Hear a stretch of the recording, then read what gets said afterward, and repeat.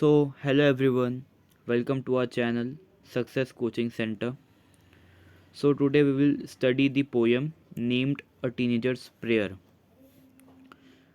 तो जैसा कि आप टाइटल दे पढ़ सकते हैं, एक टीनेजर की प्रार्थना।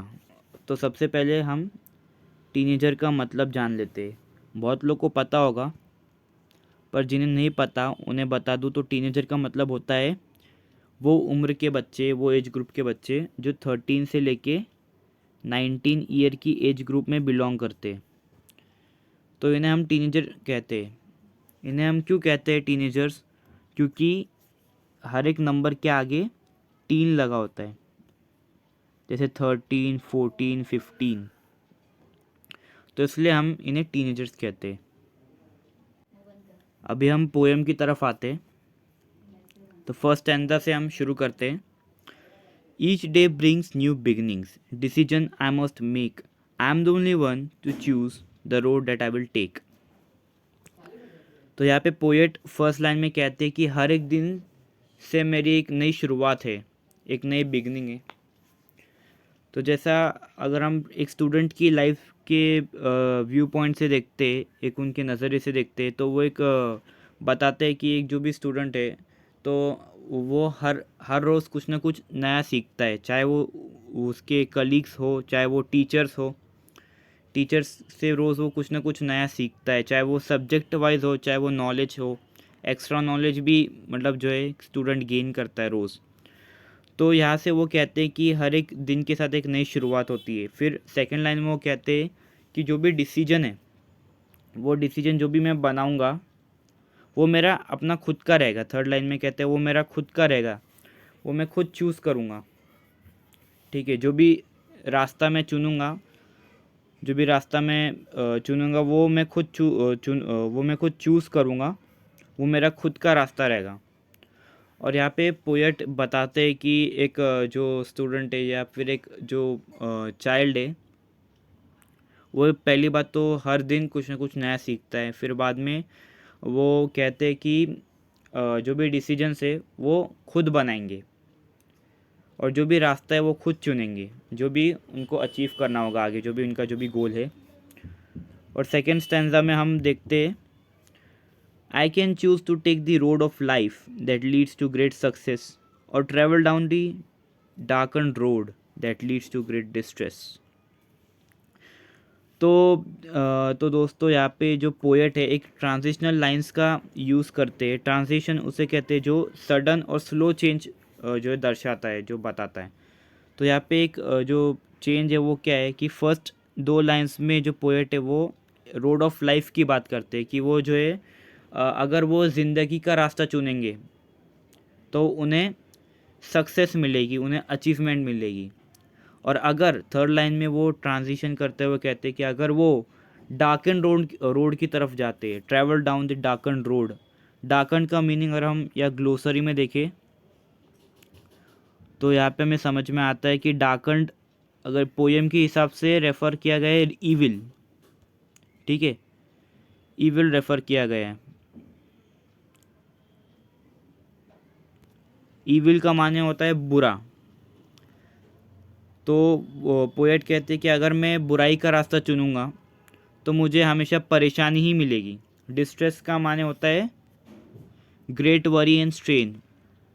ग्लोसरी से अगर हम देखें तो ग्रेट वरी एंड स्ट्रेन मतलब दुख और परेशानी के अलावा कुछ नहीं मिलेगा अगर मैं बुरे लोगों का रास्ता चुनूँगा तो।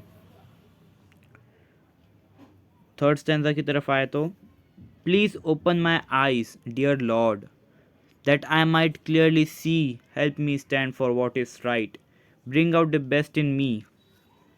तो यहाँ पे थर्ड स्टैंजा की फर्स्ट लाइन में जो पोएट है वो कहते हैं कि वो अपने खुदा से जो लॉर्ड है उनसे दुआ मांगते हुए कहते हैं कि प्लीज़ मेरी जो आँखें है वो खोल दो। किस चीज़ के लिए?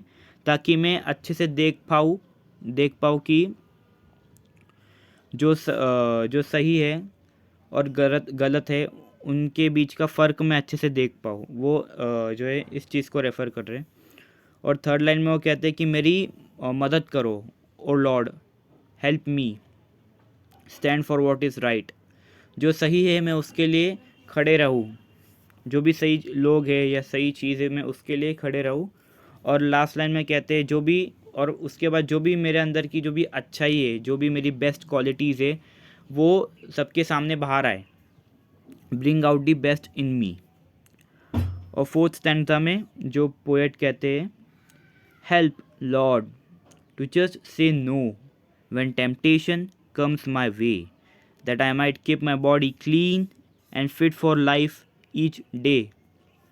तो यहाँ पे वो वापस से लॉर्ड को जो खुदा है उनसे मदद मांगते हुए कहते हैं कि हेल्प करो मेरी, मुझे ऐसे चीज़ें जो है वो नहीं कहने की मुझ में ताकत रहे, कि मेरे जो टेम्पटेशंस है वो मेरे रास्ते में ना आए, कि मैं अपने टेम्पटेशंस को नहीं कह सकूँ। टेम्पटेशंस का मीनिंग अगर हम यहाँ पे देखें तो ग्लोसरी में टेम्पटेशन का मीनिंग है a strong wish to do something bad और रॉन्ग। मतलब कि एक कहते हैं ना, एक तलब होना कोई बुरी चीज़ करने की, कोई विश होना, जैसे कि कोई कोई बुरी चीज़ की आदत लग जाना, तो उसको टेम्पटेशंस यहाँ पे जो है बताया गया है, टेम्पटेशन का मीनिंग। तो टेम्पटेशन जब भी मेरे रास्ते में आए, जब भी अगर हम देखते हैं कि एक टीनेजर की लाइफ में बहुत से ऐसी प्रॉब्लम्स होती है जो वो जो है वो कभी कभी अपने फैमिली या कभी कभी अपने फ्रेंड्स से भी जो शेयर नहीं कर पाते, जैसे कुछ कुछ उसकी बुरी आदतें होती है।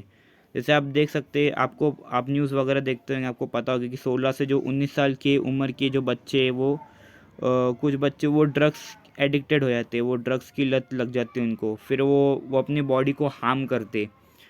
तो ये सब चीज़ें नहीं होना चाहिए, इसलिए जो है पोयम में जो पोएट है वो एक सोसाइटी को एक मैसेज भी देते कि जो टीनेजर है वो अपने टेम्पटेशंस को अपने लाइफ के अचीवमेंट में आने ना दे, अपने लाइफ के जो भी उनका लक्ष्य है उसके बीच में ना आने दे। तो वो लॉर्ड से यही प्रे करते हैं कि मुझे नहीं कहने की ताकत आए, ताकि मैं ये सारी चीज़ों में ना पड़ूँ। I can say no to it, what I might that I might keep my body clean and fit for life each day। और थर्ड लाइन में वो कहते हैं कि जो भी टेम्पटेशन है, जो भी बुरी आदतें है, जो उनकी बॉडी ख़राब कर सकती है, तो उससे वो सेफ रहे और वो उनकी बॉडी को हमेशा क्लीन रखे, ताकि वो उनकी जो जो भी लाइफ है उसके लिए वो फिट रहे, ताकि हर हर एक जो डे है उनकी लाइफ का वो अच्छे से वो जी सके। ठीक है, जब आपकी बॉडी क्लीन रहेगी और आपकी बॉडी फिट रहेगी तभी आप हर एक दिन जो है अच्छे से जी पाओगे। तो पोएट एक मैसेज जो है दे रहे, जो भी दूसरे टीनेजर्स है, जो भी दूसरे बच्चों को ऐसा एक जो है मैसेज कन्वे कर रहे। अब हम लास्ट स्टैंजा की तरफ आते। When my teenage years are over, I know that I will see that life is lived its very best with you walking next to me। तो लास्ट स्टैंजा थोड़ा सा आपको अपने हिसाब से भी समझना है, लास्ट की जो 2 लाइन है। अब फर्स्ट 2 लाइन में जो है पोएट कहते हैं कि जब भी मेरे टीनेज के जो ईयर्स है वो जब ख़त्म हो जाएंगे, जब मैं एक कंप्लीट एक एडल्ट बन जाऊंगा, जब मैं बड़ा हो जाऊंगा, तो मैं देखूंगा कि जो मेरी लाइफ है वो मैंने कितने अच्छे से जिया हूँ।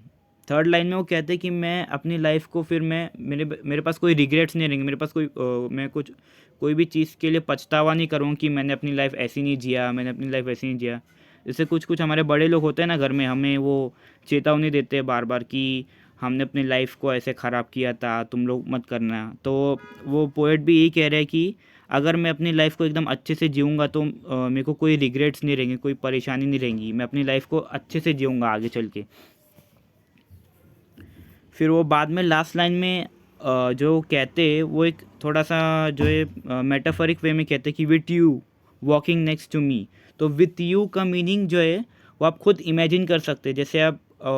जैसे स्टैंजा में जो पोएट कह रहे हैं कि जब वो बड़े हो जाएंगे तो बड़े होने के बाद वो ऑब्वियस सी बात है अपनी लाइफ पार्टनर की बात कर सकते हैं with you walking next to me, ताकि वो कह रहे हो कि जो भी मेरा लाइफ पार्टनर रहेगा मैं उसके साथ में चलूँगा हाथ में हाथ रख कर। ताकि मुझे कोई पछतावा ना हो और मैं अपनी लाइफ को अच्छे से जो है गुजारूँगा। ऐसा भी हो सकता है लाइफ पार्टनर या ऑप्शन 2 के अगर तरफ जाए तो वो अपने पेरेंट्स की बात भी कर सकते हैं कि जो भी उनके जो पेरेंट्स है, पेरेंट्स के साथ वो अपनी लाइफ अच्छे से गुजारे। तो यहाँ पे जो है हमारी पोएम ख़त्म होती है। तो पोएट का नाम है जे मोर्स या मोर्स से आप अपने हिसाब से प्रोनाउंस कर सकते हैं। So that's all for today. अगर आपको मेरा एक्सप्लेनेशन पसंद आए तो प्लीज़ हमारे चैनल को सब्सक्राइब कीजिए, हमारे वीडियो को लाइक कीजिए और थैंक यू।